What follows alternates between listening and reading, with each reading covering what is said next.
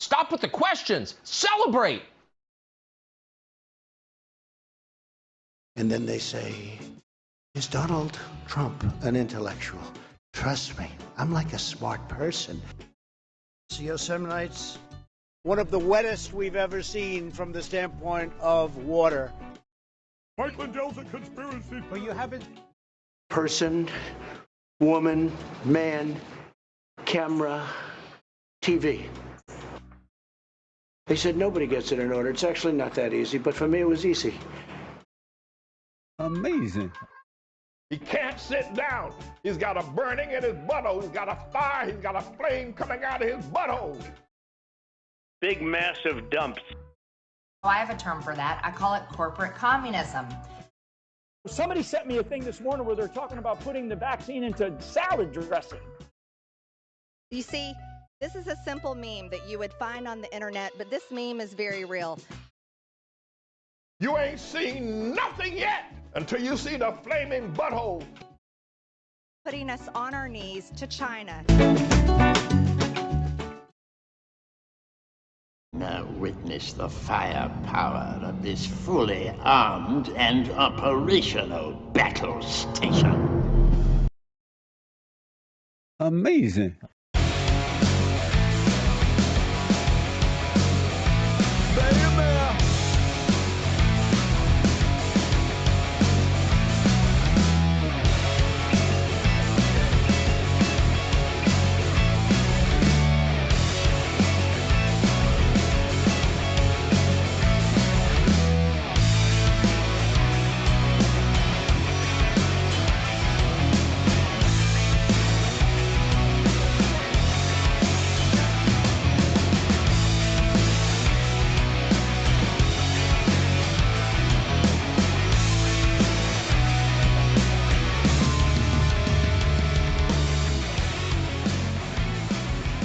The nation, Father Nation, everybody, welcome to the show. Monday. Hopefully everybody had a fantastic weekend. Back stories, a lot of fun. So look, again, we've got ridiculous stories, conservatives as usual. But first, hey, already close to a hype train. Oh, look at that on Twitch. Everybody check us out. TV/Jeff Waller. Nice little community there. We got mods, so just in case some of you on YouTube are kind of like looking for that, we got mods there. Fun times. Let's see. Crazy Hawaiian and PA. Thank you for your one sub. It's a year. Damn. 1 year subiversary. Awesome. Thank you.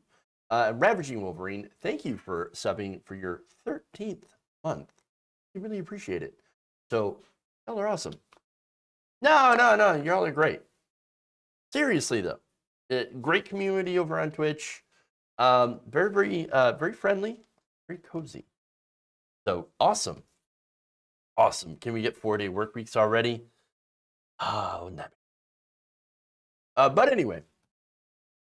And it would, well, it'd be nice for the working class. All right, anyway. Good. Let's have a lot of fun. We have got, of course, Fox News, as usual, some new details involving Maria Bartiromo. We got Alex Jones losing once again. So I know y'all need a little bit of good news, and that's some pretty good, fun news. We're going to get to that. We've got, of course, Trump in financial problems. We got Michael Flynn saying crazy things. And Elon Musk versus Bernie. Fun times.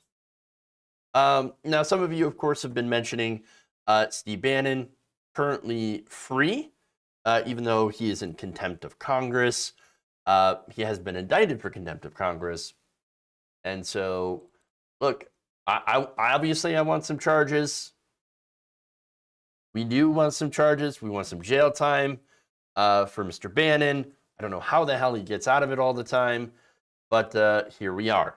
So can only hope that, of course, there are enough votes in there to make sure that he gets convicted of contempt of Congress, because it would set a really, really, really terrible precedent if, you know, we don't actually go after people who decide to flout the rules.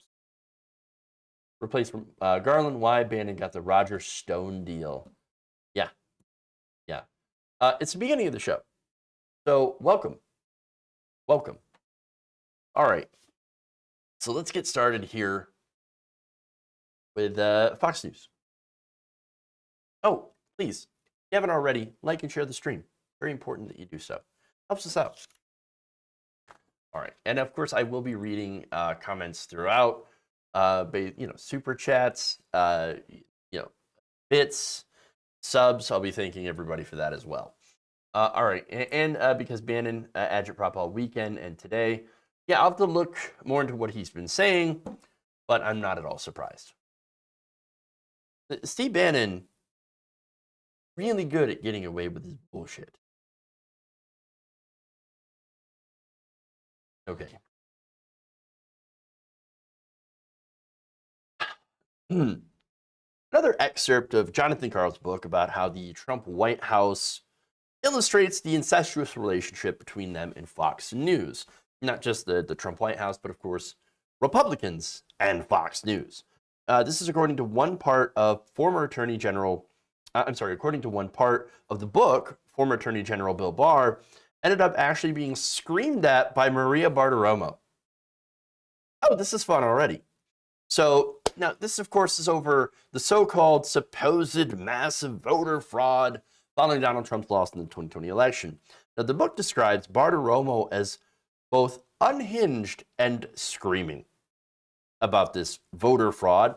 So now, William Barr. So understand, William Barr was chosen by Donald Trump to be a loyalist, and William Barr was very, very loyal to Trump up until the point of having him and the DOJ steal the election. That was something that William Barr was not able to do. Okay, that is something that William Barr is like, no, that's the line. I will do everything in my legal power to, sway opinion and back you up, and we'll pull out all these legal tricks. But there is no legal trick. There is no way that I can literally steal an election from you at the Department of Justice. Nor am I going to open up investigations over this election that you clearly lost. It's over. It's a give up, son. Give up. It's done. Over. Clean up. Go home. Okay, we're done with this. We're done with this. Nonetheless, and by the way, as I mentioned that, remember that William Barr is a terrible person. So there's no good people in this story. Nonetheless, he calls him up. Bartiromo does. And starts screaming at him, what do I do? Why don't you do something? You need to do something. You got to do something. The mass voter fraud is everywhere. Stole it from the election. Donald Trump. And he's like, no, I can't. I'm not going to do that. I'm sorry. I'm not going to risk my neck for Donald Trump. No. And so he fact-checked her in an exit interview with the Associated Press. So now, Bartiromo, the book describes, had once been a widely respected and trailblazing financial journalist. As a correspondent for CNBC, she was the first television reporter to report live from the floor of the New York Stock Exchange. Now, for me, I don't give a rip. Like, oh, wow, New York Stock Exchange, wow, ooh. But, of course, according to these CNBC and the establishment in Washington, they're like, can you believe she once reported on the floor of the stock exchange, the most important thing in the world? Oh, my gosh. And now, look, she has fallen from grace. She is now just repeating Trump talking points. Look, it seems like she was always a shit person. And so her revealing herself to be a shit person is not really a surprise. I'm not at all surprised. So, yeah, the whole, spare me with the whole, like, oh, I can't believe she would fall from grace like this. Please. Did she really ever have any? Come on. But the book continues. Now she had her own show on Fox News, and she was using it to boost a series of unfounded allegations designed to overturn a presidential election. Now, one example, of course, is when she brought on the, who I like to now call the crack Karen lawyer. That's Sidney Powell. Because they released a Kraken, and she's also kind of a Karen, so it's a crack Karen. You're welcome. You're welcome. But she would bring on the crack Karen for nonsense interviews, and of course would offer zero pushback. Like, none at all. None at all. And Carl had written in his book, it was all a lie, but Sidney Powell's deranged theories would have never taken hold if there weren't people in positions of power and influence who had promoted them, people like Maria Bartiromo. So now that actually is really the crux of the issue. This is why this story is more than just like, pop culture. Oh, look, we got interpersonal dramas between William Barr and Maria Bartiromo. Oh, look at that. They're yelling at each other. As much as that's fun, there's actually more of an important point here. Okay, we know that right-wing media is an impenetrable bubble of lies. That's it.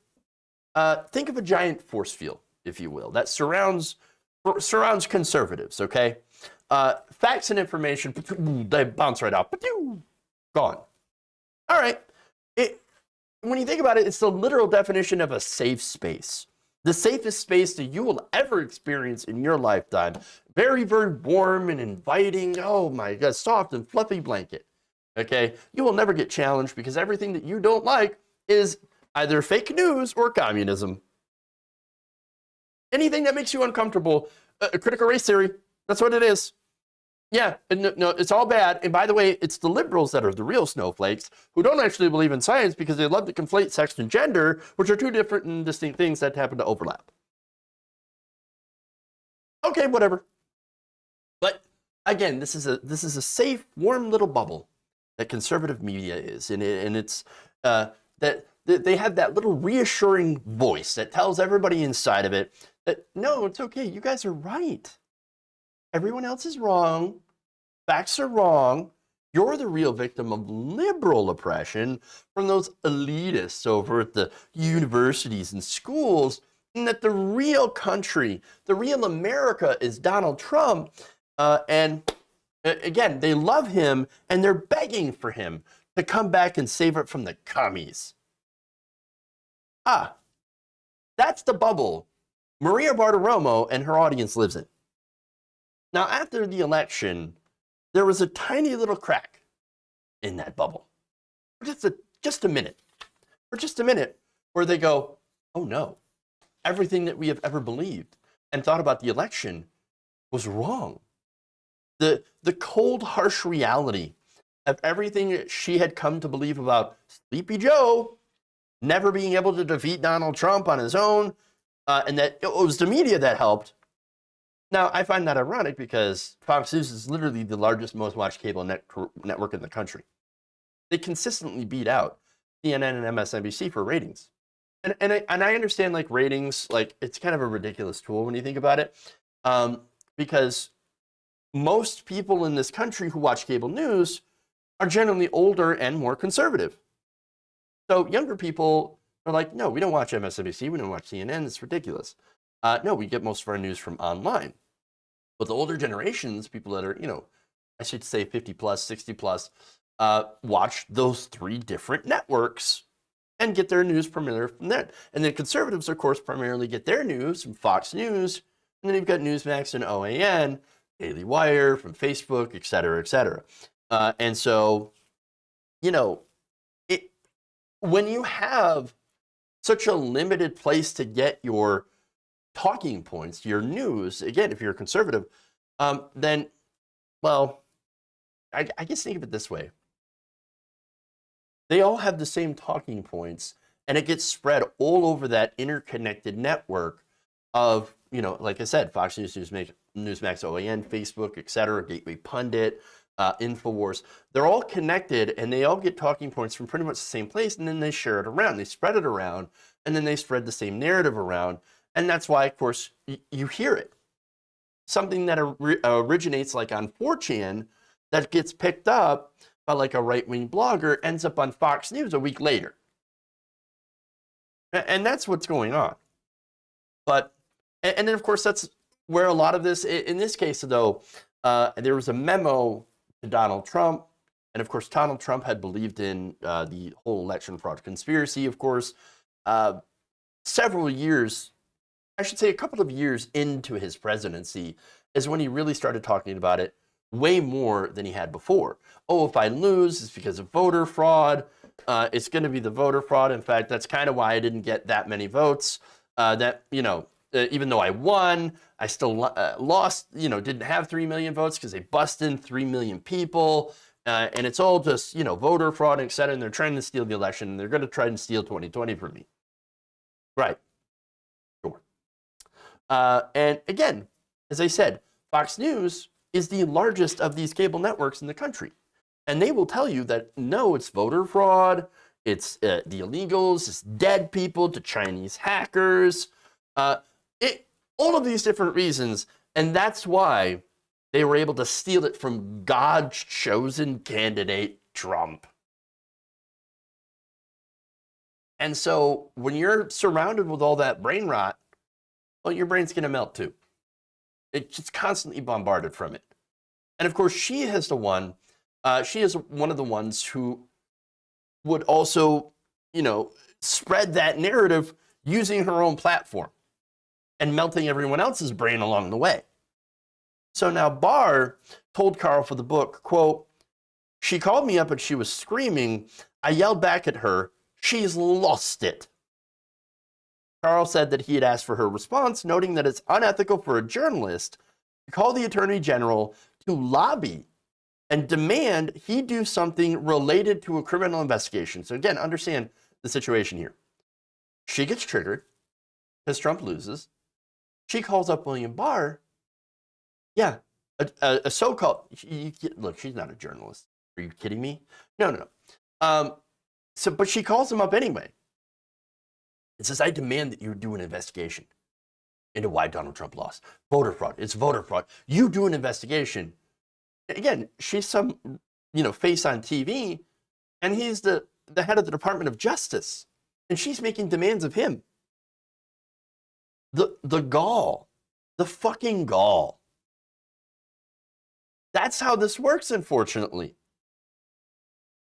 Now, Bartiromo, Carl said, did not respond, but a Fox News spokesperson did get back to him and denied Barr's account of the conversation on Bartiromo's behalf. Because, of course, right? Now, as I mentioned earlier, we've got a problem when so-called news sources not only demand that the Department of Justice investigate political opponents, but also when they do propaganda. Now, when you disseminate disinformation to the masses in order to push a political narrative conducive to undermining small d democratic institutions, that's bad. That's very bad, not good. Now, that hurts the country, it hurts the discourse. I mean, we can't even have conversations with conservatives at this point because they're all out there screaming, "Let's go, Brandon," and rearranging deer poop, probably with their bare hands. You can't talk to these people. You just can't. You can't have a conversation that doesn't involve one of you wanting to bash your head against a board or the wall in Roblox or Minecraft. It's frustrating. We can't talk to each other. And so it divides the people. It sows distrust into fellow citizens, neighbors, and it radicalizes the intended audience towards political violence.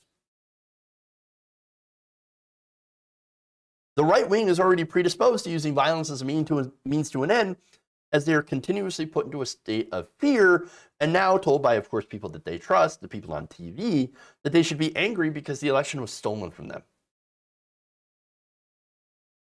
Even without any proof, but you don't need proof. And again, some people like Bartiromo actually believe this. And again, they've got the brain rot. Others like Tucker Carlson, however, well, they know they're smarter than this. But they abuse the trust of their audience and use it for personal gain. We see that, by the way, on cable news too, the abusing of trust of the viewers in order to sow narratives that will favor the rich and powerful over the working class, and in order to continue the status quo, by the way. But for right-wing media, it's actually worse. They don't just want people to keep the so-called status quo, the natural order of things that they consider to be natural at least. They want to push people further right.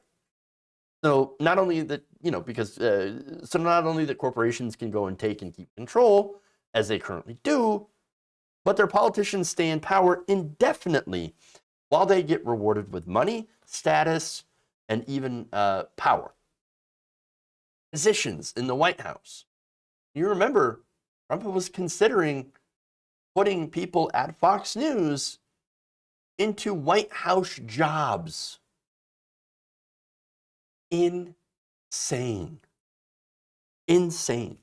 So again, that's why this relationship between Fox and the White House and the Republican Party is so incredibly dangerous to the discourse, as well as, of course, cable news. Cable news and the Democrats, by the way, as the right veers off into insanity, you have the Democrats and CNN that are treating the current Republican Party as if it is filled with good faith actors. Oh, we've got good faith actors and genuine conservatives, instead of what it is filled with now, corporate fascists.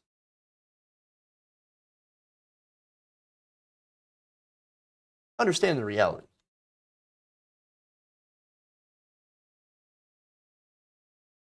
They don't believe the BS spews just about the money they can milk from the stupid audience they have. Like I said, there are some, I agree, do that, like Tucker Carlson and Laura Ingraham. But others, they are dumb enough to believe this, to buy into their own bullshit, to get high on their own supply. And some absolutely have. I mean, Mike Lindell's not a Fox host, but Mike Lindell believes it. Absolutely. As well as, I think, Maria Bartiromo. Okay.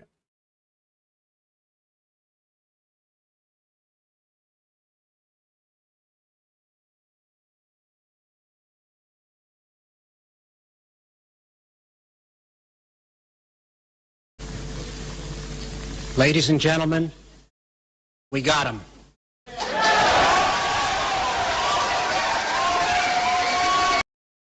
Down goes Alex Jones. That's right. The host of InfoWars has lost not one, not two, but all four of the defamation lawsuits brought against him by the parents of the children killed in Sandy Hook. Now, that proves, of course, that free speech does have consequences.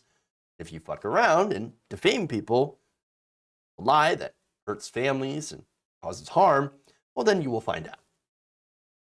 So let me give you the details. According to media, a Connecticut judge issued rulings in a fourth defamation lawsuit brought against Jones on Tuesday, following a previous ruling by Judge Maya Guerra Gamble in Austin, who found him liable for damages in 3 similar defamation lawsuits. Now, so far, we don't know what the judgments are on that, as far as how much he's going to have to pay in restitution.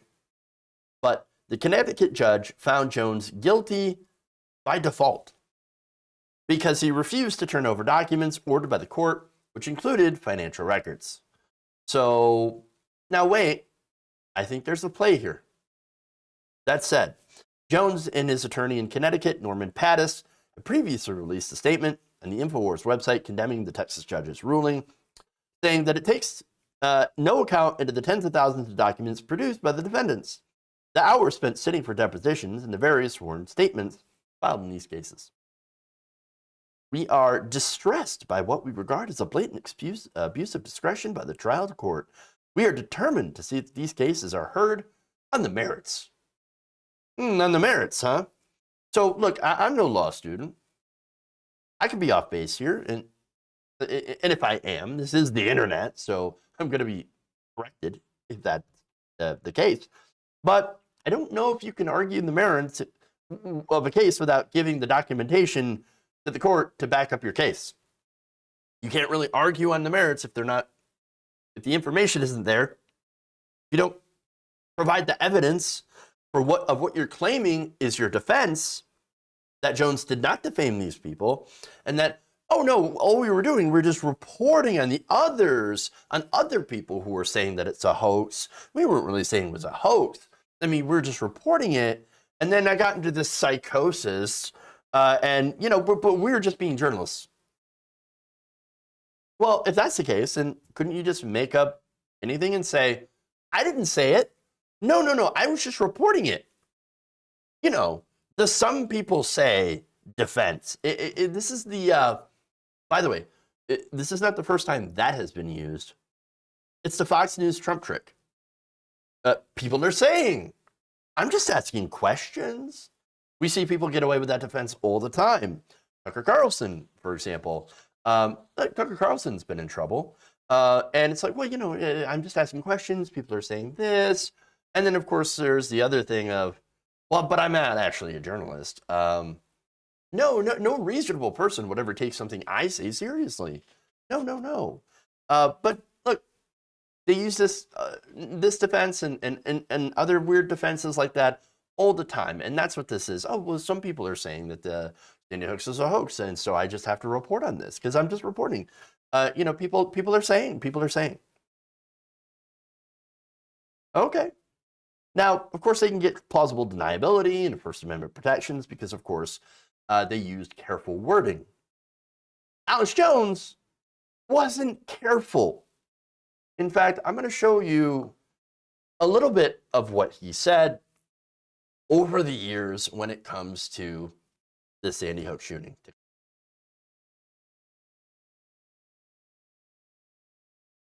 Sandy Hook, it's got inside job written all over it. Sandy Hook is a synthetic, completely fake, with actors, in my view, manufactured. I couldn't believe it at first. People just instinctively know that there's a lot of fraud going on. But it took me about a year with Sandy Hook to come to grips with the fact that the whole thing was fake.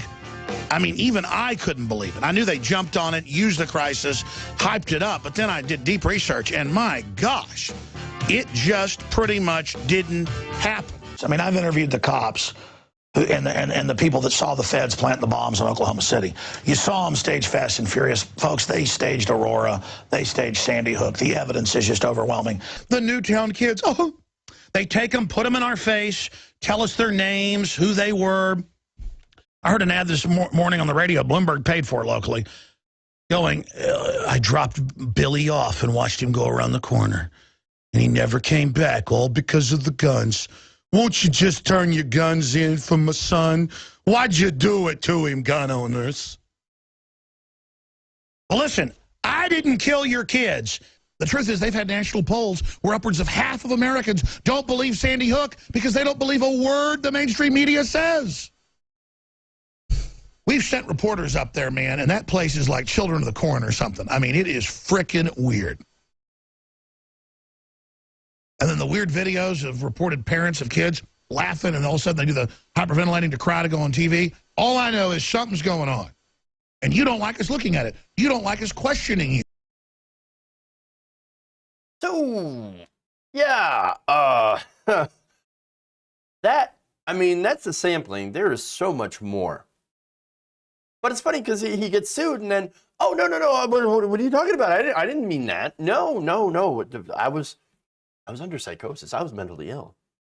In fact, again, as I mentioned, this is from his deposition. He said, I myself have almost had like a form of psychosis back in the past where I basically thought everything was staged. Oh, the mental defense, right? Even though I've now learned a lot of times things aren't staged. So I think as a pundit, someone giving an opinion, oh, so now he's a pundit instead of a journalist. Okay. Well, my opinions have been wrong, but they were never wrong consciously to hurt people. Jones then blamed the trauma of the media and the corporations lying so much for causing him to distrust everything. Kind of like a child whose parents lied to them over and over, he said. So long before these lawsuits, I said that in the past I thought everything was a conspiracy, and I would kind of get into that mass groupthink of the communities that were out saying that, and so now I see that it's more in the middle. So that's where I stand. Look at you, Alex Jones, enlightened centrist. Enlightened centrist. So, look, here's the thing. There isn't a middle on this.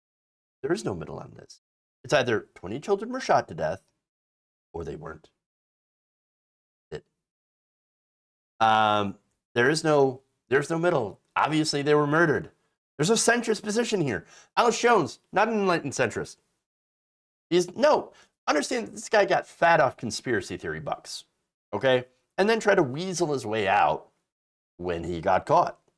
And since he doesn't have anything to back up his defense, the judge was like, well, okay, guilty. Guilty. But here's the worst part, right? So Alex Jones is going to use this, I guarantee, as evidence that some shadowy forces were trying to take him down. And his audience will believe him and will likely send him more money. Now remember, also, this is not a criminal trial. This is a civil suit. And it's going to end up with Jones paying some undetermined amount of money. I don't know how much, honestly. But, nonetheless, there is some restorative justice. But at the same time, Jones will go back to continue to peddle disinformation and conspiracies to anybody who will listen. And trust me, people will listen, especially in the right wing. They are awash with conspiracy peddlers and people who love his conspiracy theories. It is a huge, ripe environment for people like Alex Jones. So I don't think this is going to hurt him in the long run. But at least the families will get some sort of monetary compensation as a result of the terrible things that Jones has said about them. The numerous times some of these families had to move and protect themselves, beef up their security in their houses because, they would get unhinged people making threats and coming after them, members of Jones's audience. Hopefully these people will at least be able to get some time alone, out of the spotlight, not having people come after them, and will be able to grieve and help to rebuild their lives with some of Alex Jones's money. At least there's something, right? How is he not broke yet? Is beyond me. Hey, super male beta vitality. It sells really well. Yeah, there's a lot of money in male vitality pills. Super shakes, super lean shakes. Look at me, I'm super lean. I don't know. You know what? I'm guessing that his supplements are going to go up in price just a little bit. A little bit. All right. Liking it to gruel. Yeah, you know what? That's probably pretty close. Gruel or manslop. You. Disgusting. Ugh. 50-50 Alex squirrels his cash offshore doesn't pay out. Hey, don't we have weirdly enough debtors prisons back in this country now? Oh yeah, yeah. Imagine Alex Jones actually going to prison. No, because he's wealthy, and wealthy people don't go to jail in this country. Steve Bannon also has the $2 million he stole for the border wall.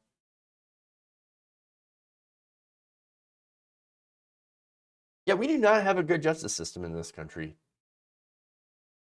Turns out. All right. Let's move on.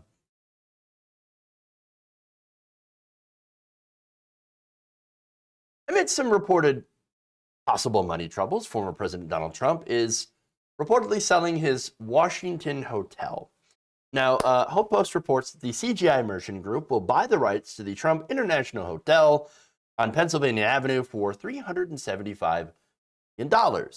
So, I wonder why he's selling. Oh, right, because it's family. Now, interestingly enough, the building is actually owned by the federal government. See, I didn't actually know that. So back in 2012, the organization actually won a lease to develop into a hotel, which opened in 2016. And then, of course, after he won the presidency, it was involved in some litigation. The Supreme Court, of course, didn't think that there was a problem. You know, the pro-corporate Supreme Court, filled with people like, you know, Alito and Roberts. Or I'm sorry, Scalia. Scalia died. 2018. Anyway, it's filled with pro-corporatist conservatives. And so, all right, he's selling the lease to the hotel. And so someone else is buying it. Now, after he won in 2016, the property became a gathering place for supporters, lobbyists, foreign investors, or visitors, I should say, who stayed there and put money into Donald Trump's pocket because, well, money is the only thing that Trump would listen to. Cold, hard cash. But once Trump got out of office, turns out nobody wanted to show up there anymore. Weird. Kevin Chafee, senior editor at the Washington Life, told The Guardian back in March, those people no longer have any reason to meet and try to find out what's happening on the scene because the man is gone. Man is gone. It must feel like a ghost town. Fun.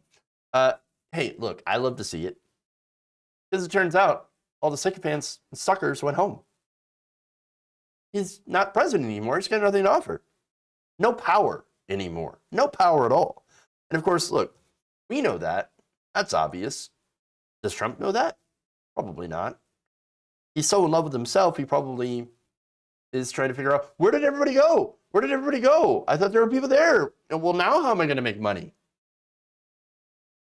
Now, again, that's not why, well, having a little bit of a meltdown at people maybe hurting his ego is not the reason why he's selling.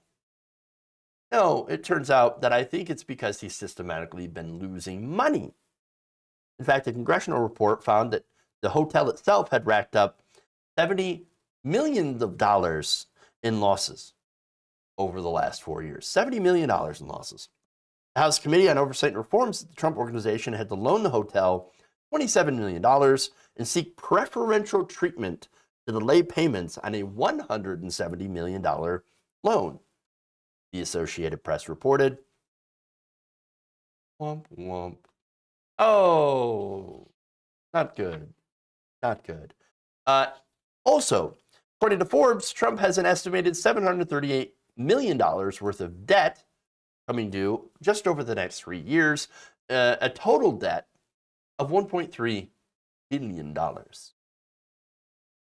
So now, the sucky thing is that when you're rich, you can do all sorts of tricksy financial maneuvering, shenanigans, getting loans that normal people can't. So at the end of the day, a lot of financial analysts are saying, well, you know, he's got $1.3 billion worth of debt, but he's still going to be okay. You know, because that's how it works. Again, if you're rich, you can take out tons and tons of debt, bad debt, junk debt, and still somehow remain rich, even though you have all this debt. I know, it's amazing how the system is so incredibly stacked against the rest of us in favor of the rich. But he has lost a lot of money, and that is embarrassing. So let me give you some of the details in this. This is from I believe it was from a Bloomberg report. His real estate empire had lost, according to the report from earlier this year, 26% of its value since 2016. His resort and hotels have lost 42% of their value between the years of 2015 to 2020. I think, you know, partly COVID, of course, which hit everybody. His golf courses have lost 19% of their value in the same 5 years. His licensing and management, what he does for a lot of his cash, putting his name on buildings, etc., has lost 30% of its value, again, between those same years. Now, the funniest one, I think, in my opinion, books. Now, Donald Trump has put his name, I'm not saying he wrote 19 books, but he put his name on 19 books. Starting with The Art of the Deal in 1987. Again, we know he didn't write any of those. Could you imagine Donald Trump writing a book? Honestly, sitting down and like, okay, drafting. No, of course not. He's got ghostwriters. So he had 19 books ghostwritten for him and actually sold quite a few of them.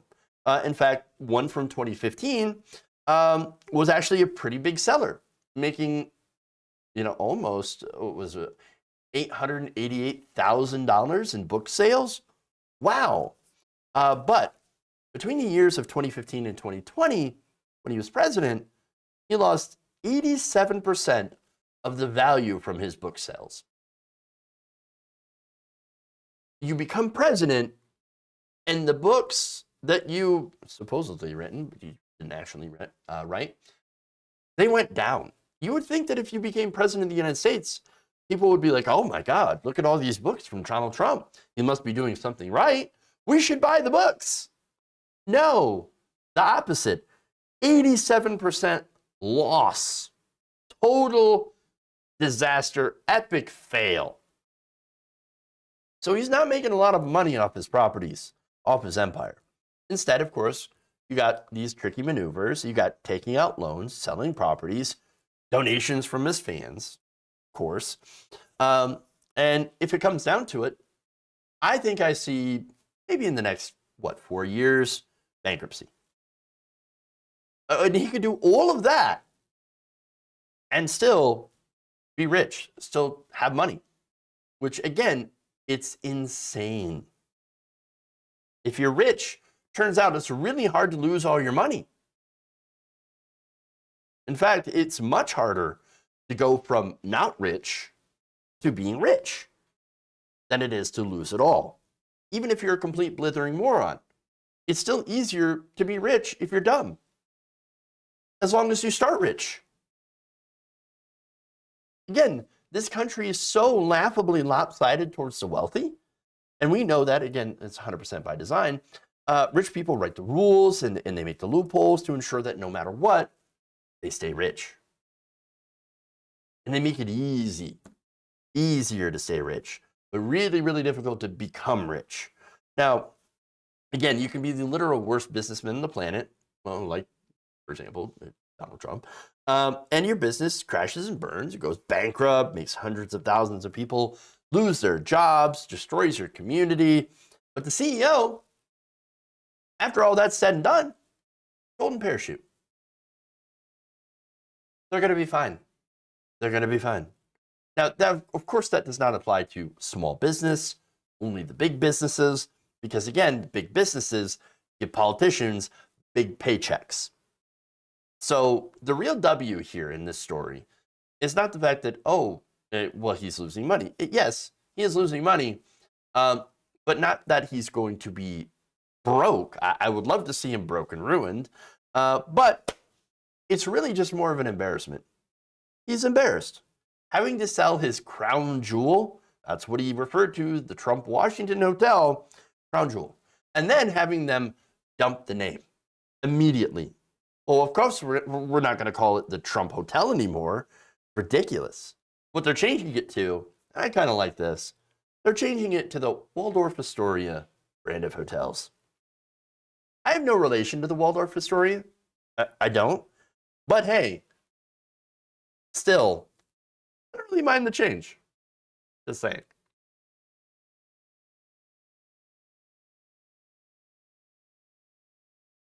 All right. Fun. Why doesn't anyone ever really go after him? Because it exposes all of them? Yes. True. They all get,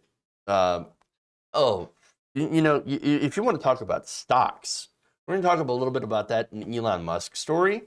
But yeah, stocks, turns out, when you allow politicians to own stock in companies, they're going to make sure that they never have to pay for unrealized gains off stocks. This close to fame. I know. Trust me, if I had the money from that, I'd probably have a nicer studio. Or could you imagine conservative billionaire Jeff doing a show about, please don't tax me? No, that would be horrible. Horrible. Horrible. Okay. Anyway, let's go on.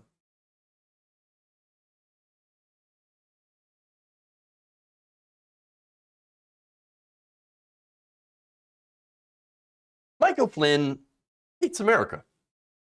He literally despises the First Amendment, and no, not the freedom of speech part, but the freedom of religion.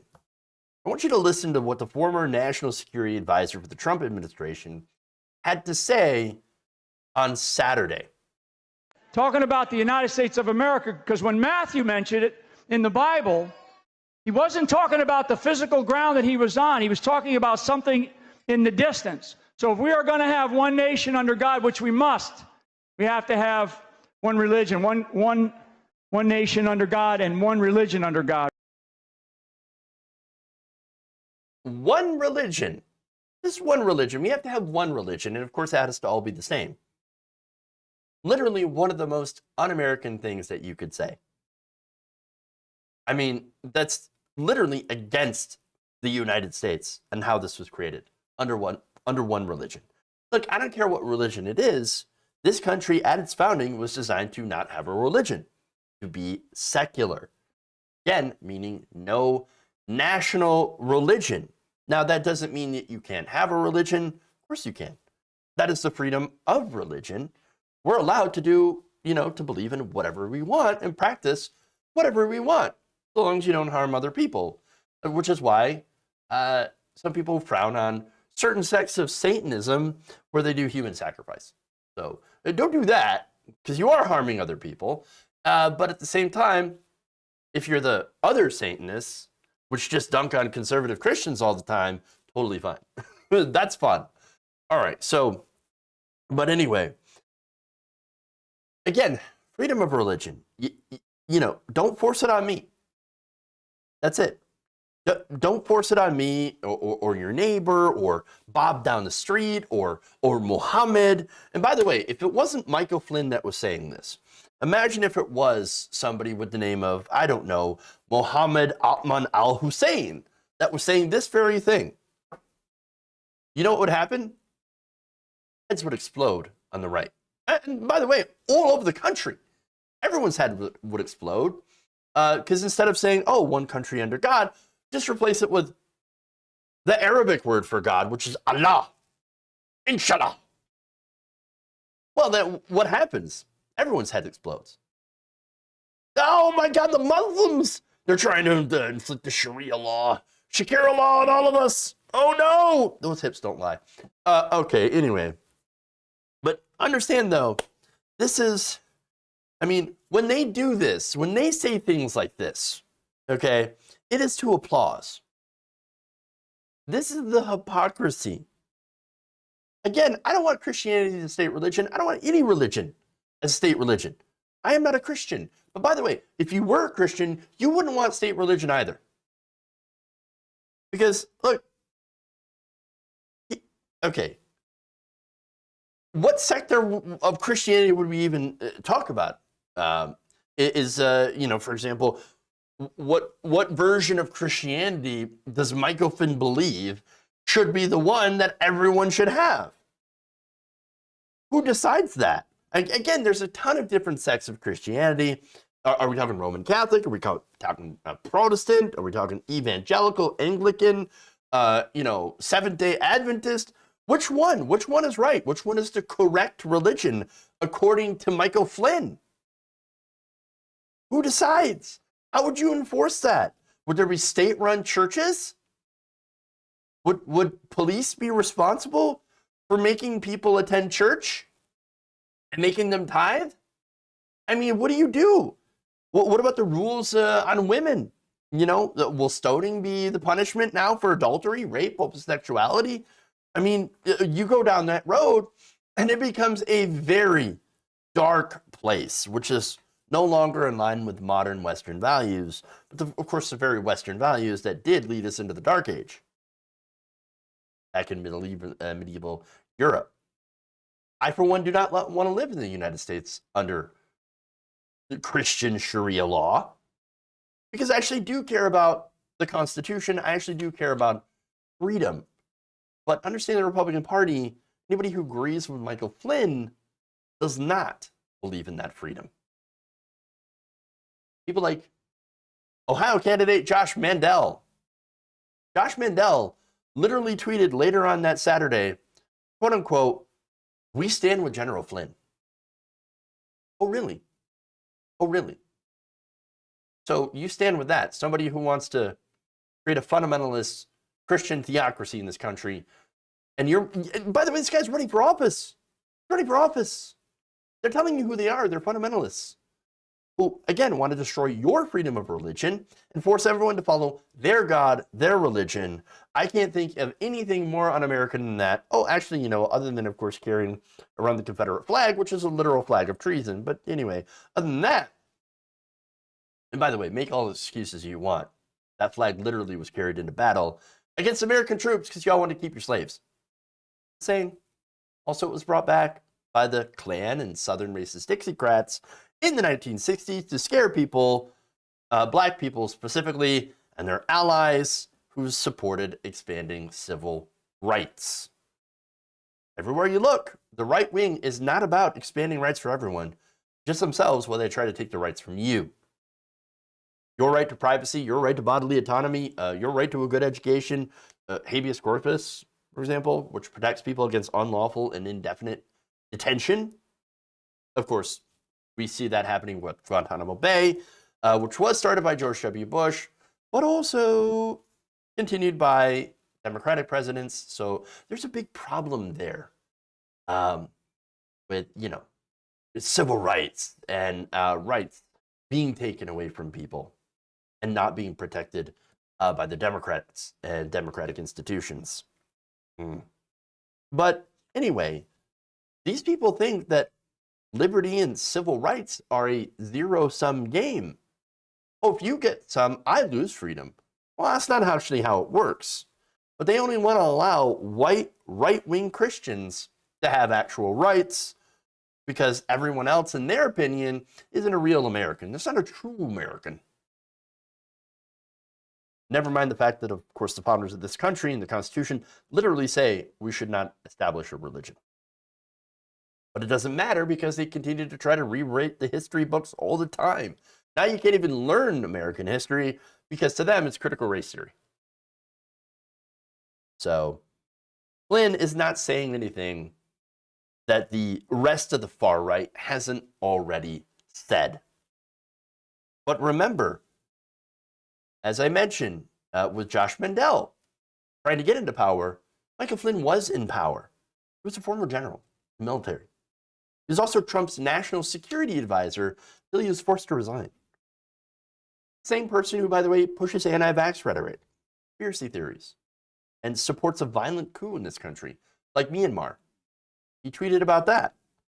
He's a dangerous person who had power. And the reason that I point that out is because there are dangerous people now who do have power currently and are seeking power. That's the problem. Far right wins. Who are they going to win with? People like Michael Flynn.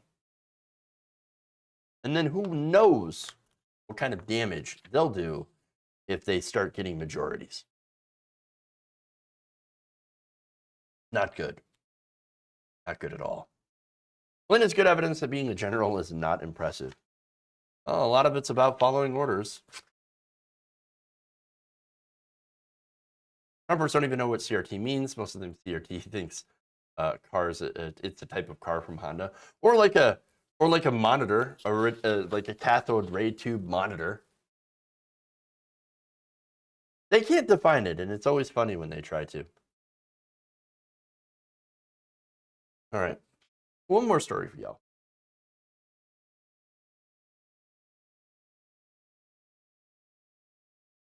Billionaire Elon Musk, who is wealthy enough to solve world hunger, decided to use his time instead to attack Bernie Sanders for asking rich people to pay their fair share in taxes.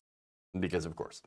Musk, whose net worth hovers around, give or take, $271 billion. Imagine, $271 billion. I mean, you can't imagine that, can you? That's more money than anyone can ever actually fathom, much less spend in their lifetime and more. Now, he wrote to Bernie in response to, again, Sanders saying, hey, we should make the rich pay their fair share, saying, I keep forgetting that you're still alive. Following up later saying, want me to sell more stock, Bernie? Just say the word. Now, this comes after he dumped nearly $7 billion worth of shares in Tesla this week following a Twitter poll he hosted asking his followers if they thought he should sell. So now that whole thing was started because there was a very brief window of time during the discussions for Build Back Better where one of the senators basically floated a billionaire's tax. Now, he said this in response, I do not take a cash or salary or bonus from anywhere. I only have stock. Thus, the only way for me to pay taxes personally is to sell stock. Now, the billionaire's tax, again, introduced by Senator Ron Wyden of Oregon, would have taxed unrealized capital gains. So that basically just means increases in the values of stocks owned by ultra-rich Americans. Stocks that they haven't sold yet would be taxed. Okay. All right. Now, this tax was, as I mentioned, proposed for Build Back Better, immediately shot down by politicians that, guess what, own millions of dollars in stock. Weird. Could have seen that one coming. Turns out, rich people protect themselves and their own money. And so, of course, this was immediately destroyed. Oh, but you don't understand. I have unrealized gains in the stock market. But if we pass this tax, then I'm going to get taxed. Oh, I can't have that. Nope. Pure corruption. Pure corruption. Now, Wyden says that he wants to ensure that millionaires pay their tax every year, just like working Americans. And we have, as a percentage, billionaires that pay almost nothing in taxes. And we have people, regular people in the middle class, that pay more of a percentage of their income in taxes than people like Jeff Bezos and Elon Musk. I mean, it's a broken country, broken economic system. I mean, isn't it crazy, though, where we're at? A Twitter poll, right, of somebody asking, hey, should I sell stock so that maybe I can pay more? Now, again, Wyden added this. Whether or not the world's wealthiest man pays any taxes at all shouldn't depend on the results of a Twitter poll. But this is the situation that we're in. By the way, we do need to tax the rich. No one needs to be a billionaire. I mean, if you look at what they do with the money, it's obvious it's not going into anything good. They ride a giant dick into space, and not even space, but like the edge of space. Congratulations. You haven't really done anything. You did what the government was able to do 60 years ago. You're just catching up with the government that you say can't do anything right with something that they did 60 years ago. And they did way more impressive things than what you did. They're ridiculous. And besides, at least the government in their spaceships had working fucking toilets. Can't say that, can you, Elon? But I remember his response to Wyden's tax proposal. He says, eventually they run out of other people's money, and then they come for you. They're coming for me because they eventually run out of other people's money. The United States can literally print its own money, but okay, sure. And besides, it's also our money. Look, Elon Musk has been getting a lot of investment from the United States government. And I don't even disagree with investing, startups in green energy, which is what Tesla is. But a 2015 Los Angeles Times investigation estimated that Tesla, SolarCity, and SpaceX together benefited from $4.9 billion in government support. That included, for example, a $465 million low-interest loan from the Department of Energy in 2010 that helped Tesla ride out the effects of the Great Recession. Since then, Texas's Travis County has offered the $14.7 million at minimum tax break for the building of a Tesla factory. And of course, there was the discussions about giving massive tax breaks for the Gigafactory. A Nevada factory was built on a promise of up to $1.3 billion in tax benefits over the next 2 decades.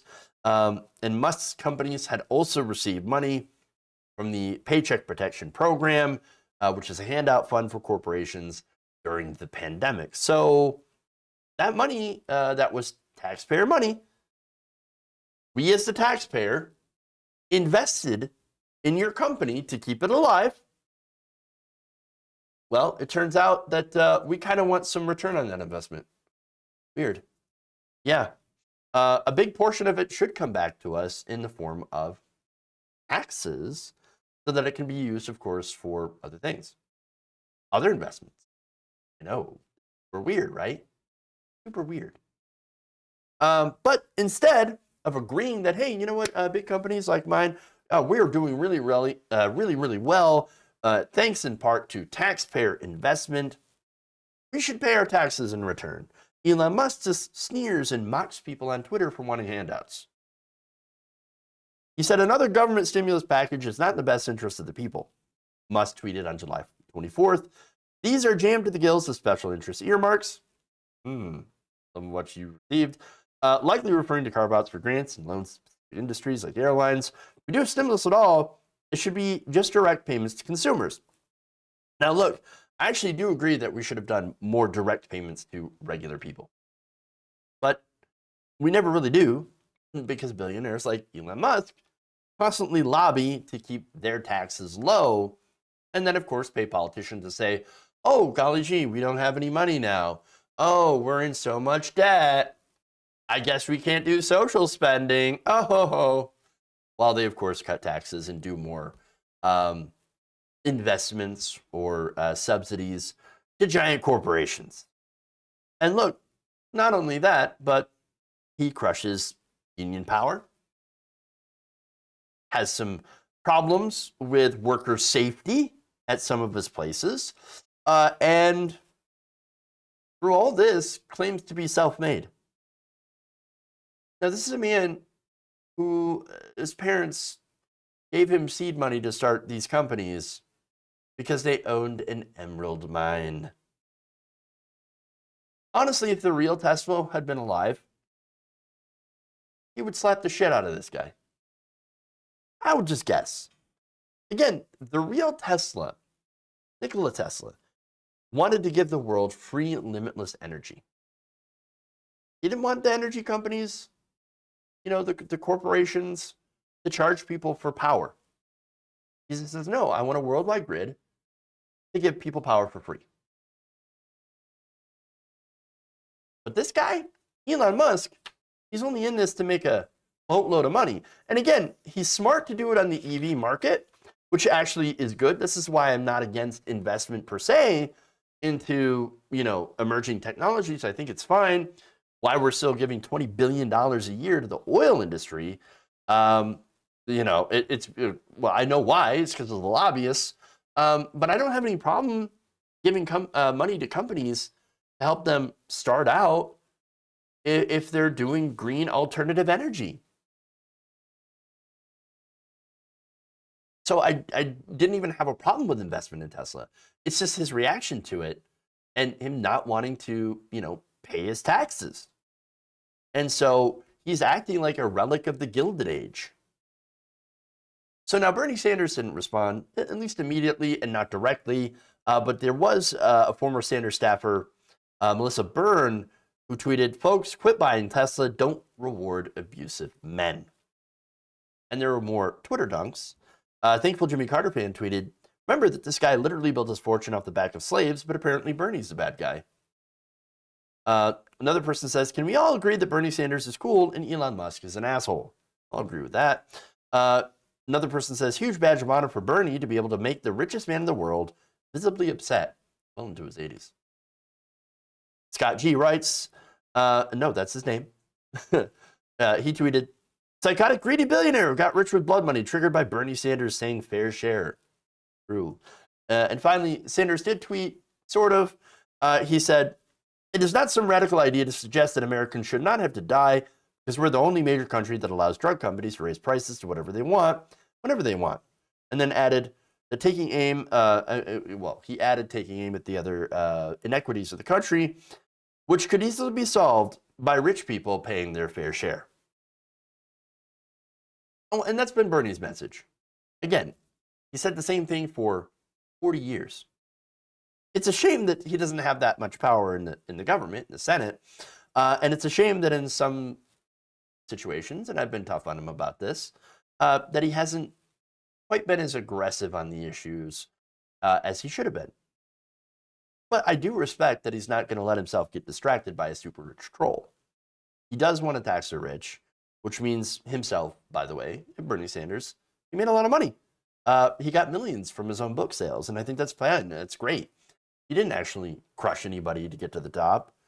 Not that he's anywhere near the top, but you understand what I'm saying. And advocate for the same policies that would, again, tax him more. And so all of this to try to help the working conditions in this country.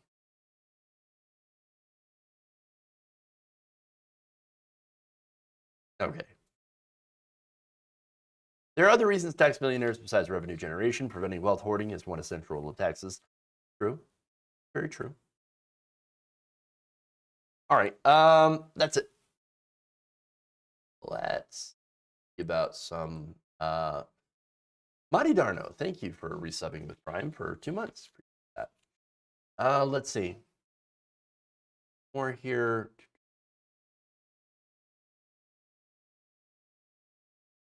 Dango Mango says the divorce must be harder on Elon than we thought. Yeah, I know. Lashing out at people, reading weird things. It is what it is. All right.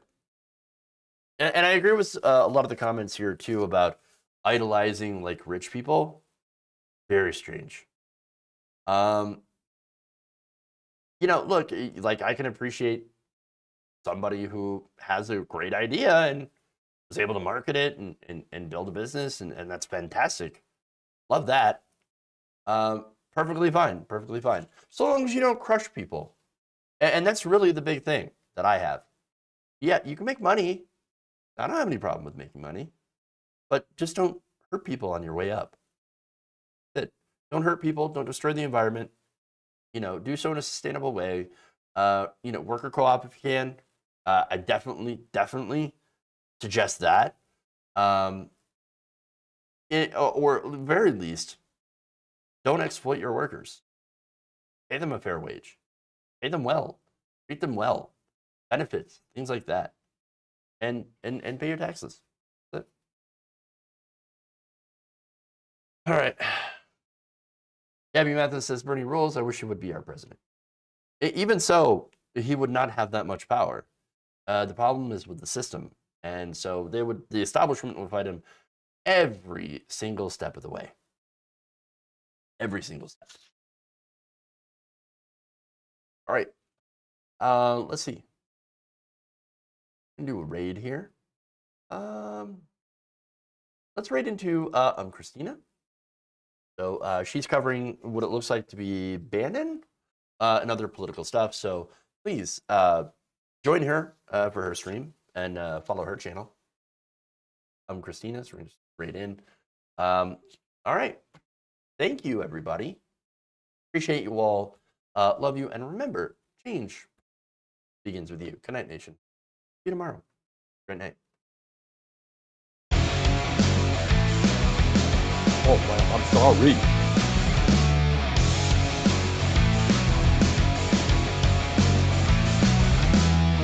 Oh no! I will eat your ass!